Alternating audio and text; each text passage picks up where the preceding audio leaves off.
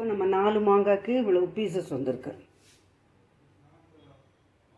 சும்மா ஆர்டினரி அந்த விதையோடெல்லாம் கட் பண்ணுறது அதெல்லாம் கிடையாது. சும்மா அதோட இது மட்டும் கட் பண்ணியிருக்கோம்.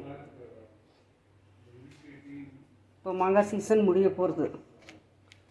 இப்போது ஒரு மீடியம் சைஸ் மாங்காய்க்கு நம்ம 4 ஸ்பூனாவது உப்பு போடணும். அப்படியே இப்படி 4 மாங்காய்க்கு 16 ஸ்பூன் உப்பை போட்டு வச்சாச்சு. இப்போ ஒரு மாங்காய்க்கு minimum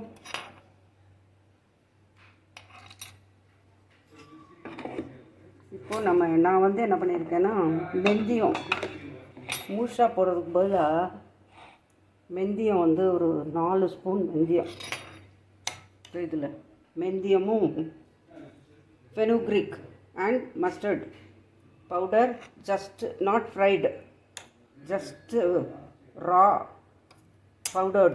Okay, this is 16 spoons of salt.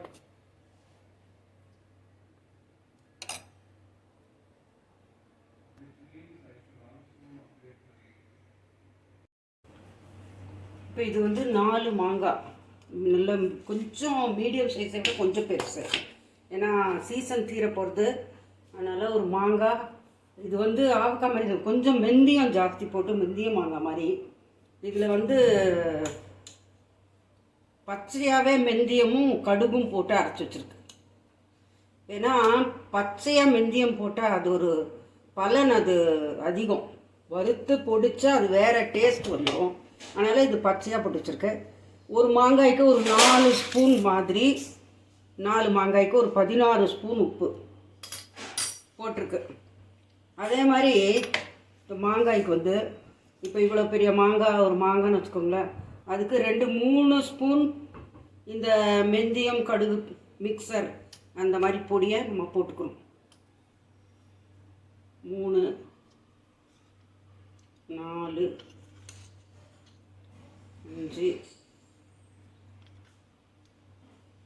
6, 7, 8 ஒவ்வொன்றுத்துக்கும் 2 ஸ்பூன் கணக்கில் போட்டிருக்கோம். 4 மாங்காய்க்கு 8 ஸ்பூன் போட்டிருக்கோம். இப்போ நல்ல சில்லி பவுடர்,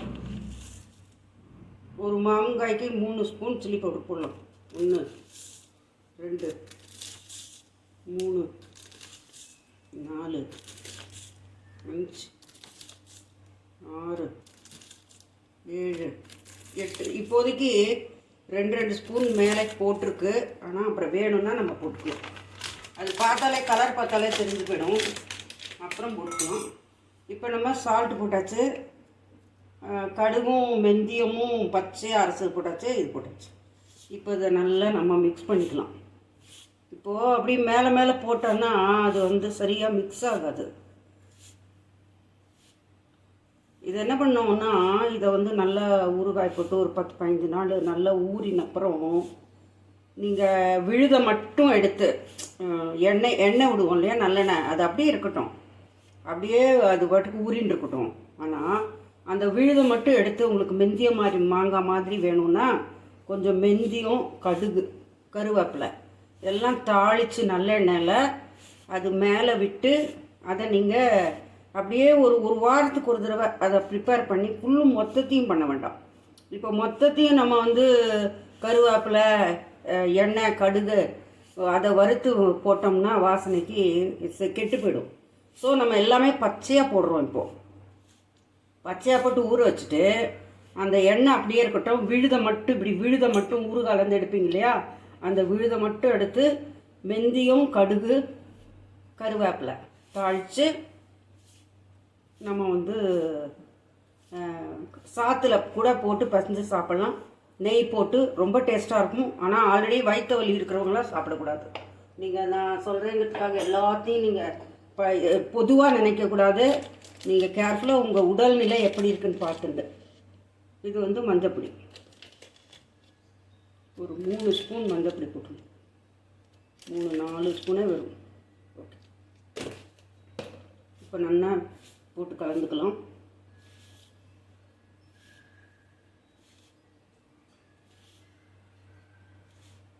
ஜாடியெல்லாம் வந்து மெயின்டைன் பண்ணுறது கஷ்டமாக இருக்குன்னு சொல்லிவிட்டு ஒரு பெரிய பாத்திரத்தில் போட்டுட்டு ஒரு ஒரு வாரம் கிளறி விட்டு அது வந்து ஊறின அப்புறம் நல்லா பாட்டில் எடுத்து போட்டுருவோம். இப்போ நம்ம எப்படி இந்த இது போடுறோம்னா இதை நல்லா கலந்துட்டாச்சு இல்லையா.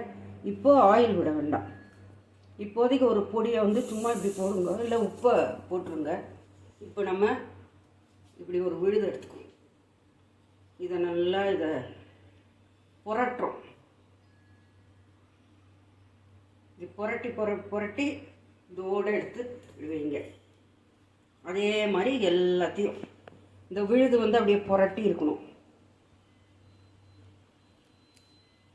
இந்த மாதிரி எல்லாமும் கவர் ஆகணுங்கிறதுக்காக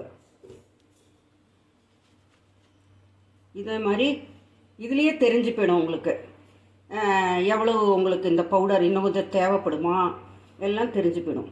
அப்போ நீங்கள் என்ன பண்ணணும், இந்த மாதிரி எடுத்து புரட்டி போட்டுட்டு இன்னும் தேவைப்படுதுன்னா இதே மாதிரி கலந்துக்கோங்க. ஈக்குவலாக போட்டு கலக்கணும். நம்ம சால்ட்டு, கடுகு பொடி, கடுகும் வெந்தயம் பொடி, அதுக்கப்புறம் உப்பு, அதெல்லாம் ஈக்குவலாக கலந்துண்டு அதுக்கப்புறம் இதே மாதிரி துண்டத்தை புரட்டி இப்படி வைங்கோ அடிக்கி.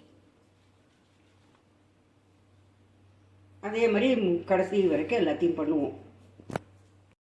இப்போ பார்த்தீங்களா, கண்ணெல்லத்தையும் போட்டது கூட கரெக்டாக இருக்குது, பர்ஃபெக்டாக. மாங்காய் துண்டும் திந்து போச்சு, இந்த பொருளும் திந்துடுச்சு. எப்படின்னா 1 ஸ்பூன் வேணால் அதிகமாக போட்டுக்கோங்க. 4 மாங்காய்க்கு 13 ஸ்பூன் உப்பு, 13 ஸ்பூன் இந்த கலவை, 13 ஸ்பூன் காரப்பொடி, அப்புறம் 13 ஸ்பூன் வந்து கடுகு மெந்திய பொடி. ஓகேயா, கரெக்டாக பர்ஃபெக்டாக இருக்கு. எல்லாம் விழுது அப்படி நல்லா விழுதுக்கு கரெக்டாக இருக்குது. இப்போ சேஃப்டிக்கு என்ன பண்ணோன்னா, மேலே எப்போவுமே ஃபங்கஸ் வராமல் இருக்கிறதுக்கு நம்ம வந்து கொஞ்சோண்டு உப்பு போடுவோம். உப்பு போட்டுருணும் எப்போவுமே சேஃப்டிக்கு. மேலே அப்படி ஃபங்கஸ் படாமல் இருக்கிறதுக்கு அப்படி போட்டுட்டு நல்லெண்ணெய் மட்டும்தான் விடணும், வேறு எந்த எண்ணெயும் விடக்கூடாது. நல்லெண்ணெய் தான் பயங்கரமான ப்ரிசர்வேட்டிவ். இதில் மெந்தியாக இருக்கிறதுனால ஒன்றுமே ஆகாது. நல்லெண்ணெய் சூப்பராக விட்டாச்சு. இதை நம்ம கலந்து விட்டுறலாம். நீங்கள் இதில் என்ன ஒரு சின்ன டிப்ஸ் தரேன்னா, பூச்சி வராமல் இருக்கிறதுக்கு விளக்கெண்ணெய் இருக்கு பார்த்தீங்களா, அது ஒரு பெரிய ஸ்பூனில் 1 ஸ்பூன் போட்டு கலந்து வச்சுருங்க. 2 வருஷம் ஆனாலும் உங்களோட ஊறுகாய் கெட்டவே கிடாது. ஆனால் எந்த காரணத்து கொண்டும் ஈர ஸ்பூனெல்லாம் போட்டுறது கூட நல்லா தொடச்சி ட்ரையாக இருட்டுக்குள்ளே வைக்கிறது, இருட்டுக்குள்ளேருந்து எடுக்கிறது, திறந்து கொசு மிக்கிற மாதிரி பண்ணுறது, அப்படிலாம் பண்ணவே கூடாது. டைட்டாக இது ஒரு தடவை இதை டைட்டாக முடிஞ்சால் 2 நாள் நல்லா வெயிலில் காய வச்சுடுங்க. 2-3 நாள் காய வச்சுட்டு அப்புறம் நல்லா கிளறி பாட்டிலில் அடைச்சிடுங்க. அது இன்னும் நல்லாயிருக்கும். இப்போ இதுக்கு இந்த காஷ்மீரி சில்லி பவுடருங்கிறதுனால நான் இன்னும் கொஞ்சம் கூட காரப்பொடியாக போடுறேன். ஏன்னா கலர் இன்னும் வரல, ஸோ அதனால் இன்னும் கொஞ்சம் காரப்பொடியாக போட்டுட்டேன்.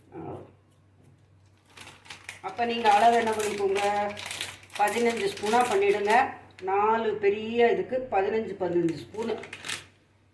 15 ஸ்பூன் உப்பு, 15 ஸ்பூன் வரமிளகா பொடி, அதே மாதிரி 15 பெரிய ஸ்பூனில் அந்த இது நம்ம கலந்தோம் இல்லையா, வெந்தயமும் கடுகும் அந்த பொடி. இப்போ நம்ம ரெடி. இது பண்ணியாச்சு. ஒரு கிளறி டைட்டாக மூடி வைக்க போகிறோம். ஒரு 2 நாள் வெயிலில் காய வச்சு எடுத்துருவோம். அதுக்கப்புறம் வரதை அது எப்படின்னு நான் சொல்கிறேன். ஆல்ரெடி ஒரு தடவை போட்டு எடுத்து ரெடி பண்ணி வச்சுருக்கேன்.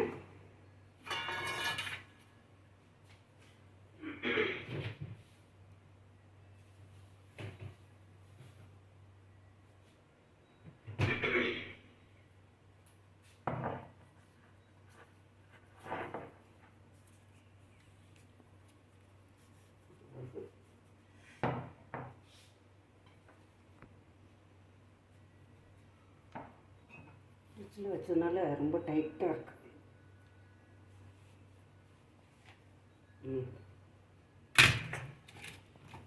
பார்த்தீங்களா, பார்த்தீங்களா?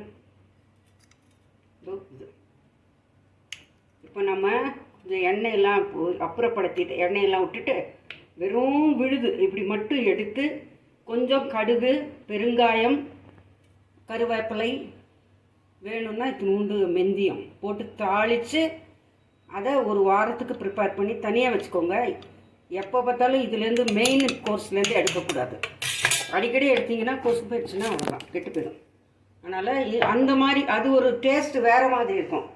இது நீங்கள் சாப்பிட்டீங்கன்னா பக்கா அவக்காய் மாதிரி இருக்கும். இப்போ நம்ம போட்டது அது இல்லாமல் இன்னொரு மெந்திய மாங்காய் டேஸ்ட் வரணுன்னா நல்லெண்ணெயில் வந்து கடுகு, மெந்தியம், அப்புறம் கருவேப்பிலை, பெருங்காயம் இதெல்லாம் தாளித்து அந்த மாதிரி ஒரு வாரத்துக்கு ஒரு தடவை ப்ரிப்பேர் பண்ணி வச்சுக்கோங்க.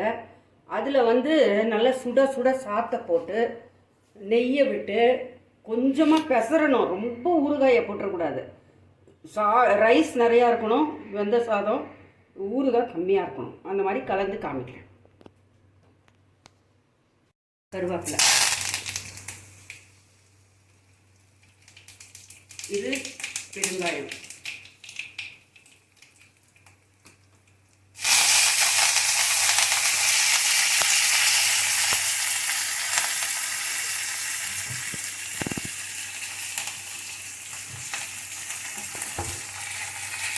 இது வெந்தயம்,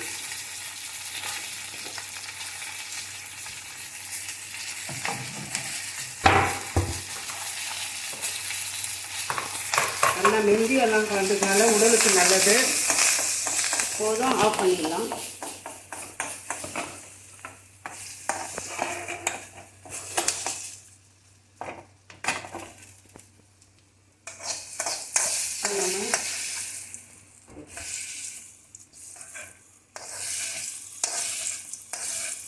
இப்போ நல்ல மெந்திய வாசனையோடு இருக்குது. கம்முன்னு நல்லெண்ணெயில் வறுத்தா மெந்திய வாசனை நல்லாயிருக்கும். அதுக்கு தான் சொன்னேன். அந்த மாதிரி ஊறுகாயை நல்லா, ஏன்னா முதல்ல இந்த மாதிரிலாம் வறுத்து போட்டோன்னா ஊறுகாய் லாங் லாஸ்டிங்காக இருக்காது. அந்த மாதிரி பண்ணிவிட்டு அதுக்கப்புறம் இதை சாத்தை போட்டு கலக்கணும்.